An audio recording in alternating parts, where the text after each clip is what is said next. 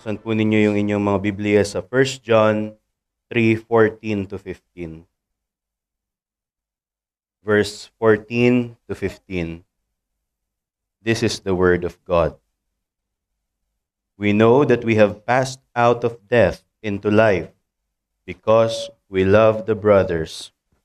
Whoever does not love abides in death.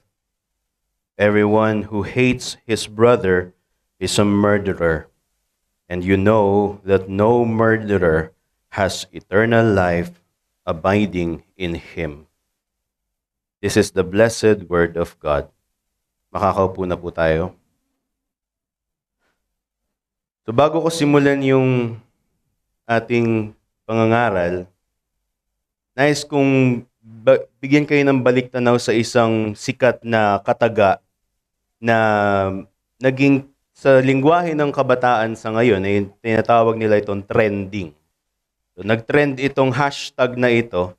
Kung mapapansin niyo sa Facebook, diba, merong hashtag as yung event.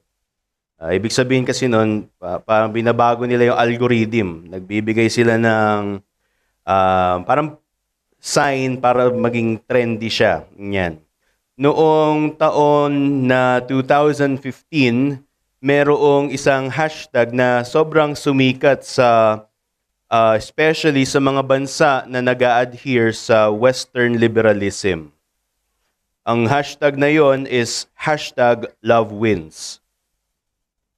Noong 2015, sumikat yung hashtag na hashtag Love Wins. Sumikat yung kataga na yon doon sa plataforma na before it's called Twitter. Ngayon, ang tawag na sa kanya X. So, sa panahon natin, sikat itong mga ganitong hashtag, lalong-lalo na noong 2015. Sumikat ito kasi yung context niyan is nung inaprubahan ng Korte Suprema sa United States ang same-sex marriage. And the Supreme Court of the United States is pushing the federal state to accept same-sex marriage. Ngayon, medyo komplikado iyon sa Amerika kasi may sarili-sarili silang batas per state. At meron silang karapatan na tanggihan yung iniuutos doon sa federal government or sa Supreme Court. However, it has been imposed by the Supreme Court of the United States that same-sex marriage is already to be accepted and to be recognized in all states ng Amerika. Huwag na tayong lumayo. Nung panahon ng 2020, January 24, the Supreme Court naman dito sa ating bansa sa Pilipinas ay meron ding nag-push ng ganitong klase ng panukala. However, the Supreme Court in the Philippines dismissed the motion for same-sex union, hindi marriage. Union ang pinupush sa Pilipinas. Dumating ang taong 2022, si Senador Robin Padilla proposed a Senate bill called 449, and he was attempting again to constitutionalize same-sex union. Hindi marriage, kasi kinikilala ni Robin Padilla, sabi niya, na hindi natin pwedeng pakialaman ang ginagawa ng church in terms of marriage. However, sinasabi niya dito sa Senate Bill 449 na kailangan ang state nire-recognize yung relasyon na meron sa mga same-sex. It is to protect them daw sa property rights. Kung ano daw yung ina-afford na rights ng mga na-marry or ng mga naipakasal ng mga babae at lalaki, according sa ating konstitusyon, ganun din daw yung benepisyo na matatanggap ng mga same-sex na magpapakasal. Pero hindi marriage, rather, it's a union. So societally, ang gustong mangyari ni Robin Padilla ay tanggapin ng Pilipinas ito. And thereby, if the Philippines accept union of the same sex, it is of sooner time na tatanggapin na as a society na meron na talagang other sexes rather than the men and women or male or female gender or sex.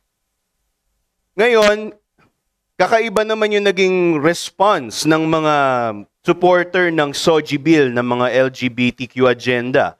Kasi hindi sila kontento sa ginawa ni Senador Robin Padilla. Dito tayo, brethren. Hindi na kontento yung mga supporter ng SOGI bill. Ang sabi nila doon, parang nire-recognize daw yung existence nila pero hindi tinuturing na iisa sila bilang society with the ideology. Sabi nung Enquirer.net noong 2022, on its face, the proposed legislation of the Senator Robin Padilla treat heterosexual and same-sex relationships as separate but equal. And as we all should know, plessy equality is not equality at all. So ganito yung konsepto ng mundo, and they have this zeal in this concept of love. This misguided understanding about love grants them this grand mission in life. They become zealous about it. This zealousness. Zeal is not just for religious people. So makikita natin dun sa example, sa illustration, zeal is present even to unbelievers. However, most of the time, their zealousness is opposite to God. Their reaction shows an expression of love to one another. Their zealousness to push for their rights is an expression of zealousness, albeit misguided zealousness. Equality daw, or ang plessy equality is not equality at all. This kind of zealousness, brethren, and to our visitors, let this pulpit be clear that this is an abomination to God.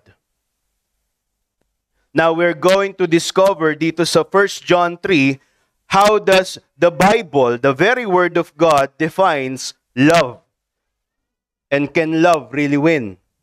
Did love win? Was there a time that love won? How should we understand the concept of love in the Scripture? Doon sa binasa natin na text, sa 1 John 3, ang kabuuan ng liham ni Apostle John sa mga believers this is composed of different themes. But there are three primary themes na sinicirculate doon sa letter ni John. Unang-una is the divine witness of the reality of the faith. In 1 John, inaffirm ni Apostle John, ni Apostle Juan, na totoo yung pananampalataya because in the beginning, it has been told to us and nakita nila in the flesh the very manifestation of that word, which is Jesus Christ, the Lord. Another theme na permeating sa 1 John is the concept of love and how it is interwoven. Kung papaanong yung pagmamahal is interconnected siya sa kabanalan at sa pagkilala sa Diyos. So love, according to John, according sa mga komentarista, in his letter, is not separate from holiness and God. You cannot separate love to holiness and God. The main focus of the Apostle John in his letter was to proclaim the love, the holiness, and the importance of correct doctrine in the Christian faith. In this time, brothers and sisters, the Christians in the time of the Apostle John were facing grave persecution. They were still in the time of Roman persecution.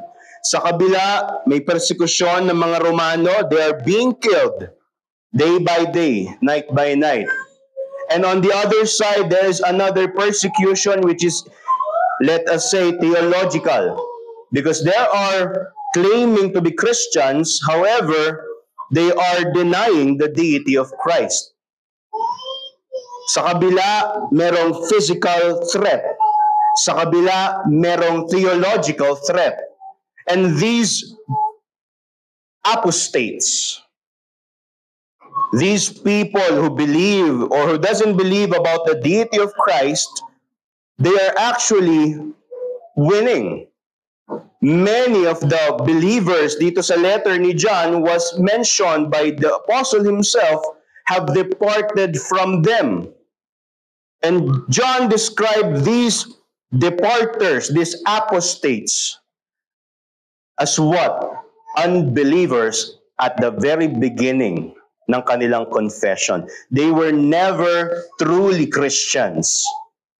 So we should beware of that. The apostle, the inspired apostle, described yung mga nag-a-apostate bilang not just merely unbelievers, but antichrist.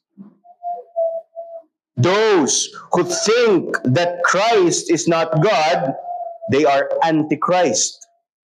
So the threat is very pressing. On the other hand, physical threat of death. On the other side is theological threat, gaining apostasy in the church. How did the apostle respond to this? The apostle responded by preaching about the reality of the faith, the reality of the gospel, and the love of the Father to the Son. This is how the apostle responded to the threats. The apostle responded to the persecution and to the theological threat through proclaiming the reality of the faith, proclaiming of the love of God, the Father's love to the Son. Ganito niya dinil. It is as if the apostle is telling the Christians, you should not be worried about these things because our faith is real. In the beginning, we have seen the very manifestation of the prophesied Christ, and Christ really died and rose again.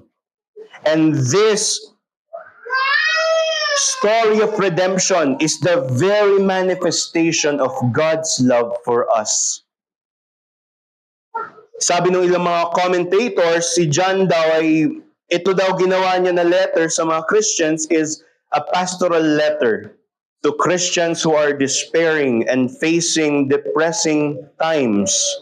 Kung ikaw ba sa panahon ni Apostle John, your brother is being killed by the Roman, another sister is now an apostate, is an antichrist, anong mararamdaman mo? You're gonna be discouraged. You're gonna think, what's the sense of staying in the religion? Where is this Christ? Yes, maybe Christ really lived, pero where is he now? And don't we think like that? Friends and brothers and sisters, alam natin na totoo si Kristo. Alam natin na totoong may historical Christ. Alam natin na yung Bible is preserved. Alam natin that God loves us. But there are moments in our lives that we act as if God doesn't exist. Or the reality of this faith and the reality of the love of God is not true. Ang sabi ni Charles Spurgeon dito sa pastoral letter ni John sa mga Christians is this. Sabi ni Spurgeon, John had leaned his head on Jesus Christ's bosom, and his hands had often met the real flesh and blood of the living Savior. Dagdag pa ni Spurgeon, we need to have no doubt about the reality of Christ's incarnation when we have these open eyes and hands to give us the evidence. And this leads me to our message.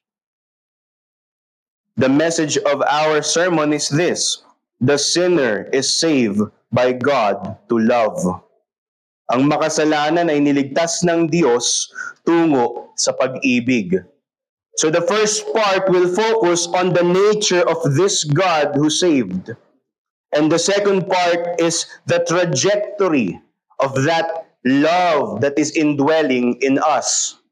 So the first point of our sermon is this: the God who loves regenerates sinners to love. Ang Diyos na umiibig ay siyang nagliligtas sa makasalanan upang sila'y umibig. Let me ask you a question, listener. Are you lovable? Madali ka bang mahalin? Yung mga may asawa, tanungin mo ang sarili mo.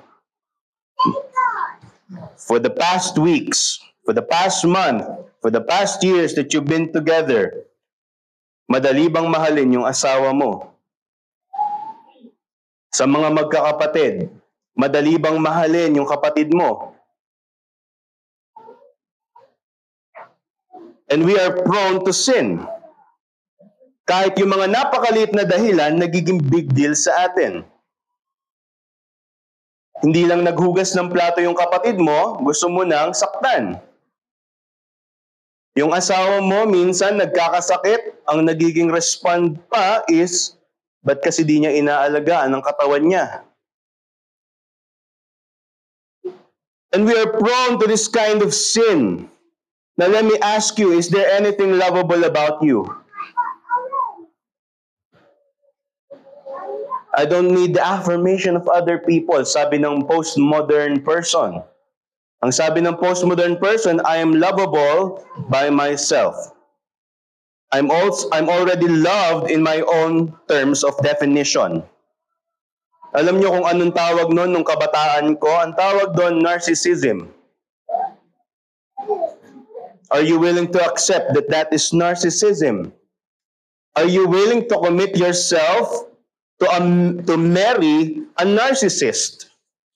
That's the question that these postmodern children have to face. Going back to this point, or is there anything lovable about you? As a Christian, you should ask, have you been lovable? Now our focus is in verse 14 to 15. The point of those verses is regeneration. Paano daw masasabi, according sa verse 14 to 15, na ikaw ay may panibago ng buhay? We know that we have passed out of death into life because we love the brothers. Whoever does not love abides in death. Everyone who hates his brother is a murderer. What is the proof of regeneration? What is the proof that you are a Christian? You can love. Genuine love. Despite all things, you can love. Now, what is that love? You may ask. Kasi you have your own definition of love. The scripture is clear. Since God is love, the redeemed are loving. The pattern of this love that the believers showcase is how God acts out this love. God loves himself, and there is no problem in saying that. In his Trinitarian nature, God loves himself. The Father loves the Son loves the Spirit loves the Father. So the definition of our ability to love is how God loves. How God is. God is love. And when we love, that is the proof of our regeneration.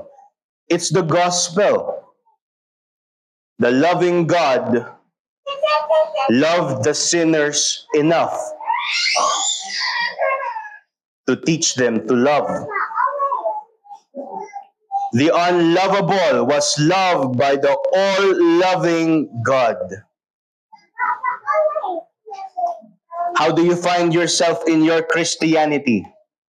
In this regenerated state na meron ka, Kristiyano, yung pagmamahal mo ba ay kagaya ng pagmamahal ng Diyos sa sarili niya?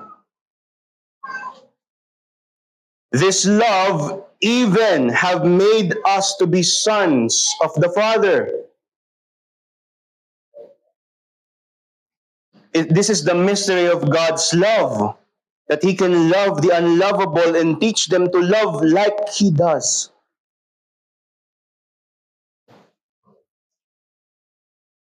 May ma-encounter ka lang na nakakainis na bagay, galit ka na. But the Christians' proof of their Christianity is this, that they can love like how God loves. They have now passed from death and now they are in life. Meaning, yung mga sinners na to, kayo na mga makasalanan, kung kiniklaim nyo na kayo ay Kristiyano, marunong na dapat kayong magmahal. Meaning, umalis na kayo doon sa kasalanan. Umalis na kayo sa estado ng kamatayan at nandito na kayo sa estado ng pagkabuhay. Dahil minahal ka ng Diyos. At ang utos sa iyo ngayon ay mahalin mo ang minamahal ng Diyos. Kung papaano ang Diyos ay nagmamahal, ganun ka din dapat magmahal. Anong itsura nun? Let me ask you, have you followed the 10 Commandments this week? That's how God loves Himself. Diba? The 10 Commandments is the very nature of the morality of God. It is the expression of the perfect morality of God. So dapat yan yung nasa iyo. Ang tanong, nagsinungaling ka ba ngayong linggo? Ang tanong, sinagot mo ba yung magulang mo? Ang tanong, mas sinasamba mo ba yung mga available na mga kaaliwan sa mundo kaysa yung Diyos na nag-aantay ng papuri mo para sa Kanya? Do you really love God? God loves Himself. And we ought to love God as how God loves Himself. So we ought to love God in His fullness. Do you love righteousness? Do you have the heart for holiness? Do you have the heart to tell other people about this loving God? Kayo na mga bisita, nasa sa inyo ba yung ganitong pagmamahal? Kung wala ay manampalataya ka. This is the offer of the gospel. You in your unlovable state can be saved through Christ. Ano pa yung expression nitong pagmamahal ng Diyos sa sarili niya? Do you pray? Christ prayed to the Father. Kanina lang sa sermon sa Gethsemane, God prayed to God to be conformed to the will of the Godhead. Do you repent of your sins? If you really love God, if you are regenerated unto love, you ought to despise everything that God hates. And what are those? Sin. What are sins? You know it by yourself. You have personal sins. You have relational sins. You have sins committed in the church. You have sins committed in society. You have sins committed to your mother, to your sister, to your brother, to your friends. Sin ba kapag nagmura ako sa harapan ng mga unbeliever? Unbeliever naman sila, acceptable yon? No! You claim to be regenerated by this God who loves, yet you expose yourself to be what? Unloving. That's unloving. to conform to the world as a Christian. You're telling them that this Christianity is nothing. I can just wear a double mask and then claim to be part of society. That's unloving. That's not godly love. Okay lang yan. Kasi, ayaw mong magbueltahan ka. Was that the mindset of God Himself? Alam niyo kung gaano kaluwalhati yung Diyos?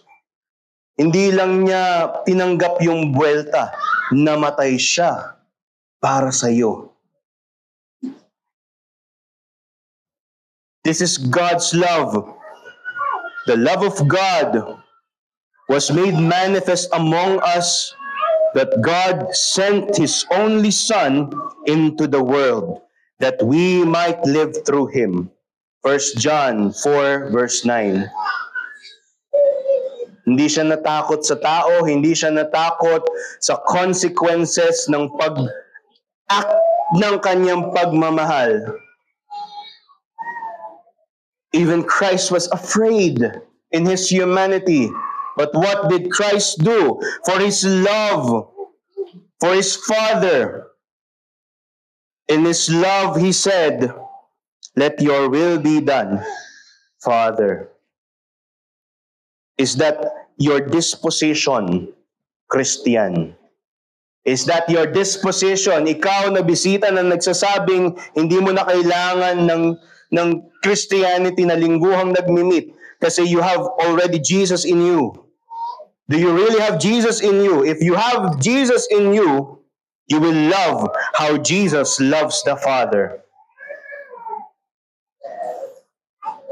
This divine love of God is now indwelling sa iyo.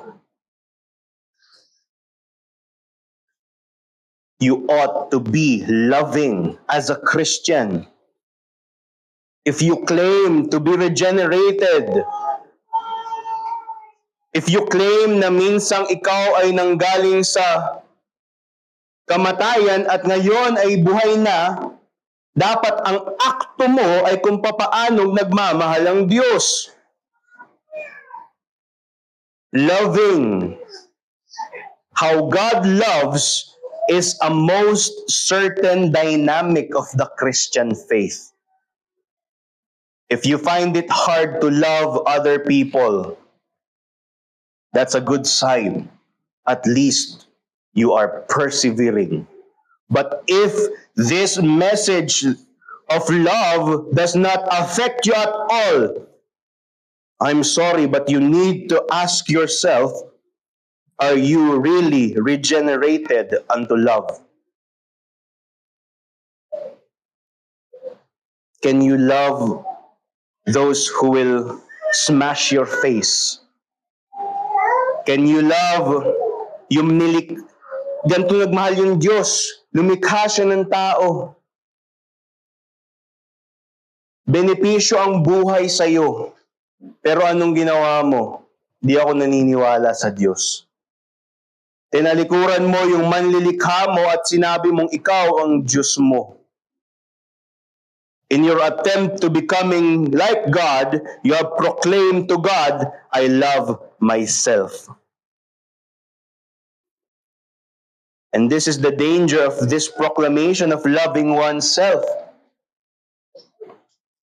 You are declaring that you are more loving than the God who loved you.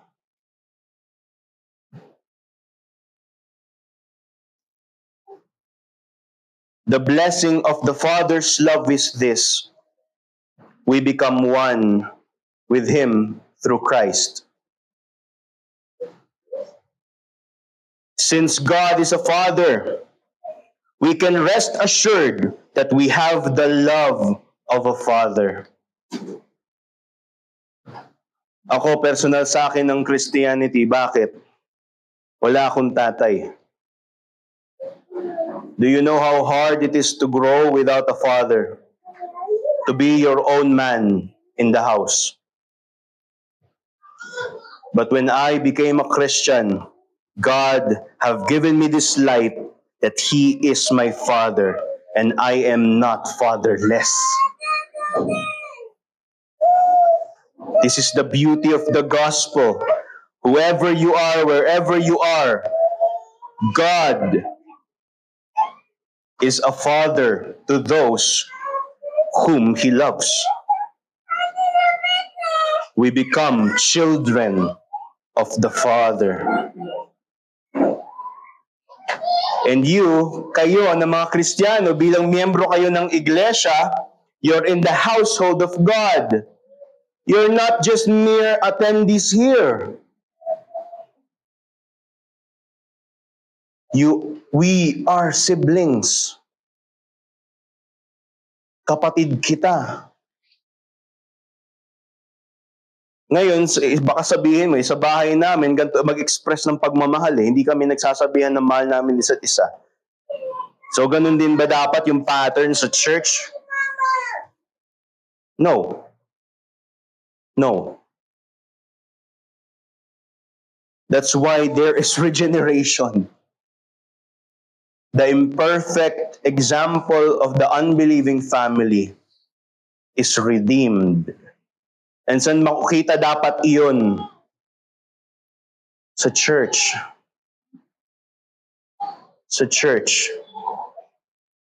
God loves us as one household, not a division of household within the household. We're not groups here, brethren. We are Christians. Do you think God loves more this group than the other group within the household of God? Do you think na yung mga naunang Kristiyano, ang mindset nila, mas mahal ng Diyos yung mga taga-Ephesians? Mas mahal ng Diyos yung mga taga-Thessalonia? Mas mahal ng Diyos yung taga-Colose? They did not think of God like that. They think of God, they thought of God as this Father who is impartial in His love. Minamahal niya tayo, hindi dahil sa anong meron tayo sa bawat grupo natin, kundi sa pagkakaroon natin ng Espiritu ni Kristo. Mahal tayo ng Diyos bilang isang iglesia kasi nasa atin si Kristo. The greatness and heaviness of this gospel is that we are children that the Father loves. Why? Because of the Father's love to His beloved Son. There's nothing lovely about you.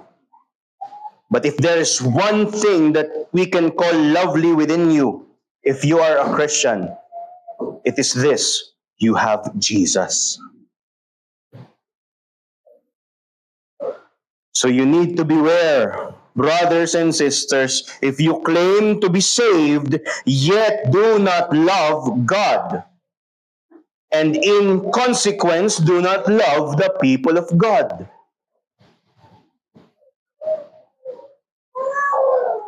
Question. Yung kaligtasan mo ba ay dahil minahal mo yung Diyos? O dahil mahal mo yung Diyos? The answer is absolutely not. Your love has a start. It has a beginning. Inudyukan ka. But you know God's love? It is eternal. No beginning. If God says that you sinner, I love you today, eternally you have been loved by your Father. We can love God because God loved us first. Anong problema ngayon kung hindi tayo marunong magmahal? Verse 18. Verse 14. Whoever does not love abides in death. If you don't know how to love, you are still in the state of unbelief. And that's a very big claim of the apostle. That's not a claim That's a reality check for the Christian. The pastor John is telling, if you don't know how to love like how God loves, you are still in the state of unbelief. Yun yung sense ng abiding in death. If you still abide in death, you are not in God. So here's the challenge.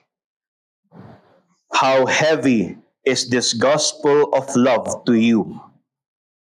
This gospel of love teaches us of the Father's love to His Son. So how do we answer yung did love win? Yes, love won. Christians, let us say that love won. How and why? Because the Father loves the Son. And in this love, He sent the Son to save the unloving. Love won 2,000 years ago when the beloved of the Father was sent to be a sacrifice for the unloving. Ang Trinidad na pag-ibig ng Diyos ay nagwagi at magwawaging pangkatapusan sa sakdal ng panahon. You have an assurance, if you're a Christian, that you are loved by your Father. Now, for the second point, tinuruan niya tayong magmahal. Ngayon, ano yung expression ng pagmamahal na to? Ano yung itsura?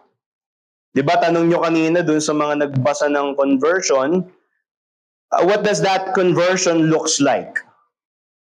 Now, how does this love of God within us look like? It is answered to us in our second point. The primary mission of the believer is to love those that God loves. And I'm using those as referent sa tao. Hindi lang sa batas niya, hindi lang sa sarili niya, but relationally. This love of God given to us is shown by our love to those people that God loves. The church, your sister and your brother. Here's a question again. Do you find yourself more close doon sa mga tao na walang allegiance kay Kristo? Are you a Christian? If you're a visitor and you think that you have a relationship with Jesus, here's the question. And for you, brethren, here's my question. Do you find yourselves more close? Mas may intimate relationship ka ba doon sa mga taong walang allegiance kay Kristo? Answer it on your own. Do you find yourself being more available to the world rather than to those whom we share Christ's Spirit?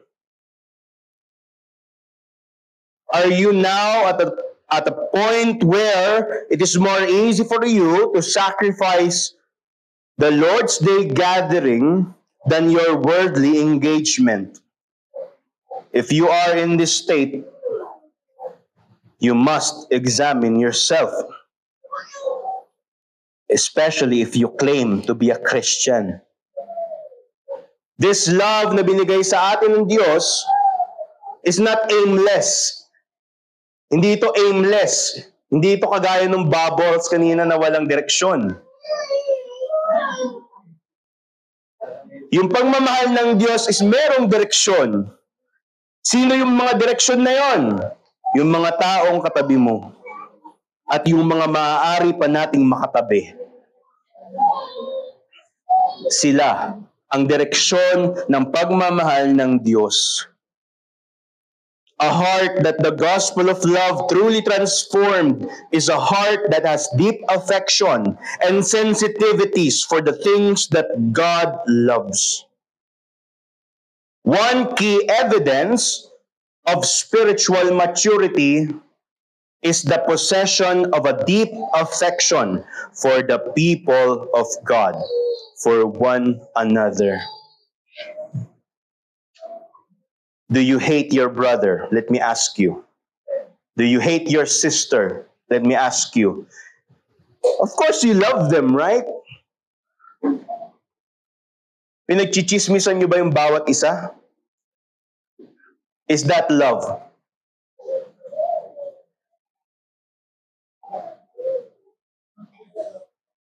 Do you have a thought that this brother or sister is below the standards of holiness? Is that love? You know what's loving? Confront them. If you see something wrong, talk to them. The Spirit of Christ casts out fear. Perfect love casts out fear. Ito yung nawawalang essence ng mga Kristiyano sa panahon natin ngayon. Yung shared life. Communal life. We just think of ourselves as dead bodies, going to church, going to be fed, and then back to dead bodies again. That's the Christianity in this postmodern type.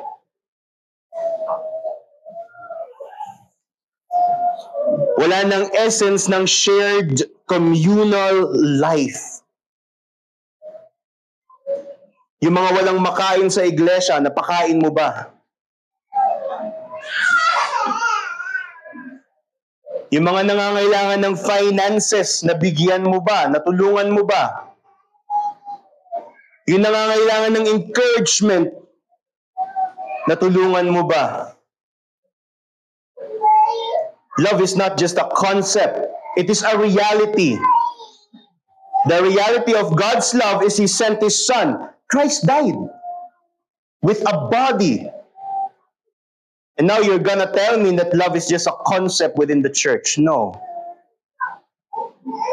This love is acted upon. When was the last time you checked out to those Christians, to those covenant members of ARBC na wala dito sa church? Have you messaged them? Or were you just content na wala na naman si ano? I think ganun lang talaga siya. Is that enough? Is it love? Is it spiritual maturity? Is it deep affection to just shrug our shoulders in the face of this real pressing problem within the church? And not just here, but in this universal church of our time. Ang problema kasi sa Christianity sa ngayon, they think that obedience is sacrifice.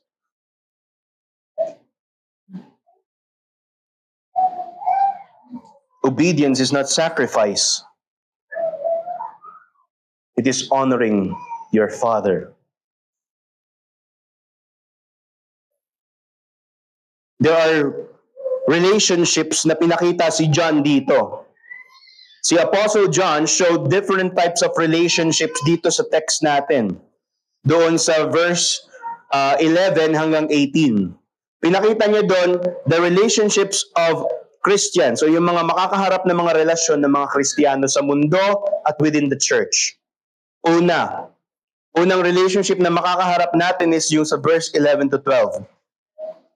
Yung mga taong mayroong murderous intent.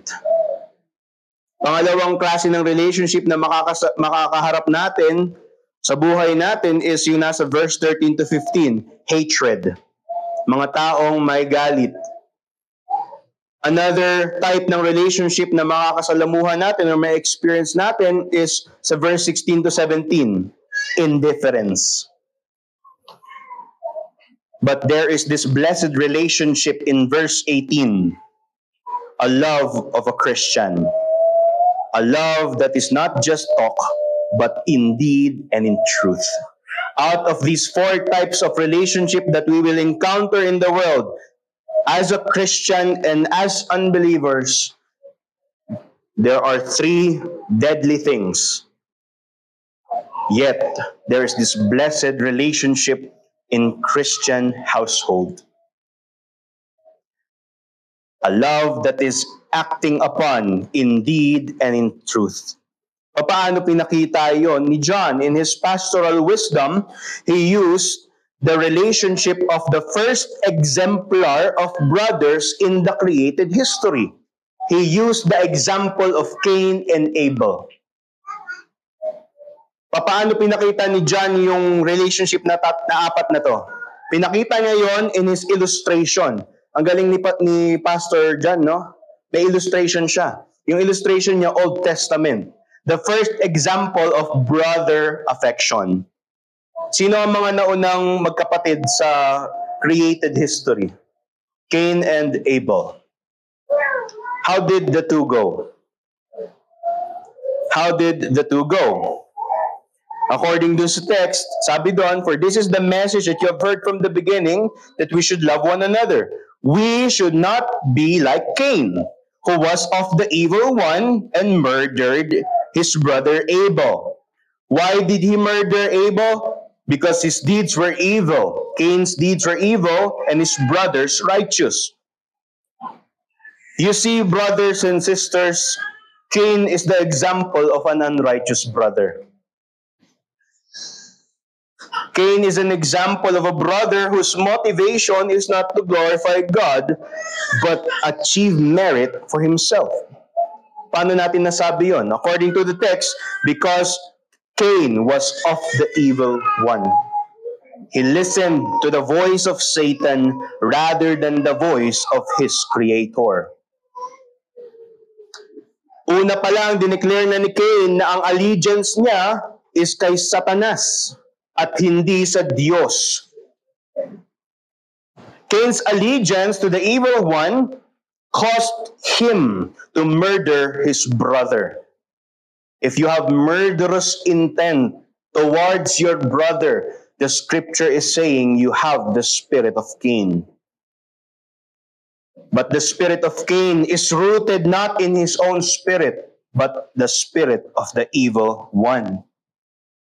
Satanic. Magkaroon ng galit sa kapwa mananampalataya. Yung murder dun na word is, in translation, it signifies yung paggilit sa leeg. A gruesome death. And this is the image that the Pastor John is showing to us. If we have murderous intent to our brother, to our sister, we are casting our allegiance to the one Cain allied himself with. Satanic spirit.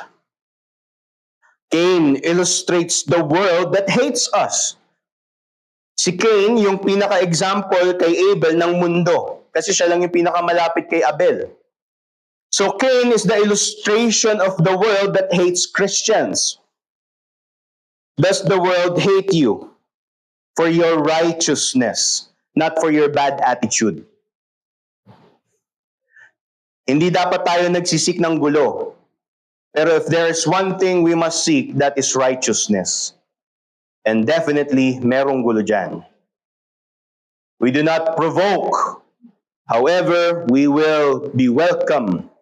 Kailangan welcoming tayo na ang mundo, hindi tayo papakinggan.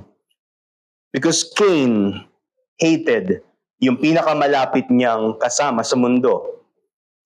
The righteous one. The unrighteous despises. He hates the righteous. The world is to us as Cain is to Abel. Paano pinakita doon? Yung the indifference. Cain's unrighteousness made him care more of what he has than be an aid to what Abel needs.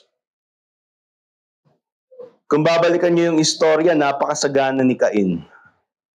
Yung alay ni Abel, simple lang. Hindi ba? Pero imbes na bigyan niya ng pansin yung kasimplihan ng kanyang kapatid, anong ginawa niya? Mas focus siya sa kung ano yung magbibigay ng merito sa kanya. Indifference. Cain's indifference is the very opposite of a love that springs from God. Cain, being filled with anger as God did not regard his sacrifice, God met the fury of an impatient creature. And whenever there is strife in the church or conflict in the church, God is seeing once again how Cain hated his brother Abel. The patient God was met by an impatient Cain. Are you impatient to your brothers and your sisters? How often do you remember that you have acted worse than Cain? Do you think you're better than Cain? Of course, di ba? We don't want to be like Cain. We're always on the good side. Pag ang usapan ay patungkol na sa atin, tayo yung mabait, tayo yung mabuti. But the Bible shows us the opposite. But here is the gospel. Pakinggan nyo ang ebanghelyo. Ang ebanghelyo ay ito, kung saan si Cain failed. Where Cain failed, Christ, our elder brother, was victorious. Christ, our elder brother, laid down his life. He is the perfect example of a love that is acting in deed and in truth. Jesus, your elder brother, is our advocate to our Father.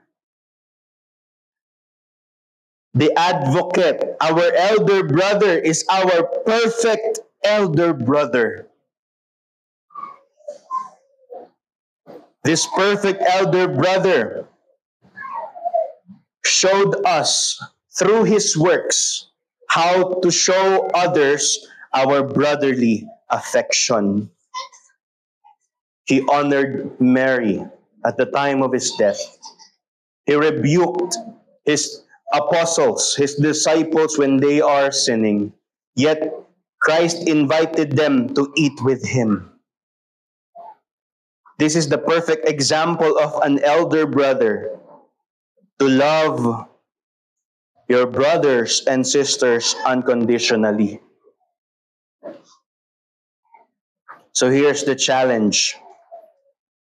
Love the members of your church in deed and in truth. And for the attendees and unbelievers in this time, kung naririnig nyo ang mensahe ng Ebanghelyo ngayon, please, come and taste that this God loves you. Come and be welcomed in the household of God. ARBC will embrace you if you plead your allegiance to our Christ. Turn from death and come to life in Christ. Unbeliever, ikaw naman na tingin mo Kristiyano ka pero ayaw mo magpamiyembro, ito ang hamon sa'yo. Paano mo i-exercise yung pagiging Kristiyano mo kung wala kang mamahalin? How is your Christianity will be fleshed out if you don't have anyone to love? The call of Christ is this: if you plead allegiance to me, be one with your brothers and your sisters. To answer our question and as a conclusion, did love win? Here's the answer. It can only win when it is of God.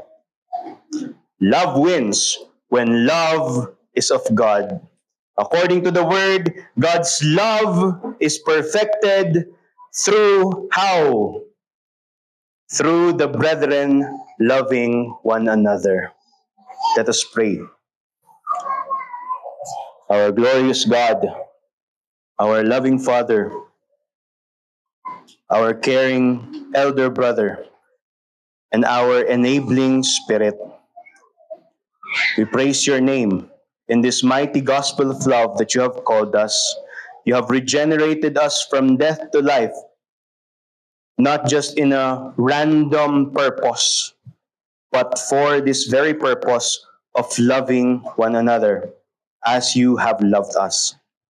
Teach us this truth that we may show to our brothers and sisters and to the world that there is this loving God that saves. Teach us every day of your love, O Christ, because we are often going astray with the things that we encounter. We are prone to wonder, as the old hymn says, Lord, yet you are the fount. And in this fount of yours, O Lord, there is life. Lead us back to the spring of life. Lead us back to the spring of love, that we may love you and we may love one another. This we pray in Jesus, our mighty Lord and Savior, our Christ, our elder brother. Amen.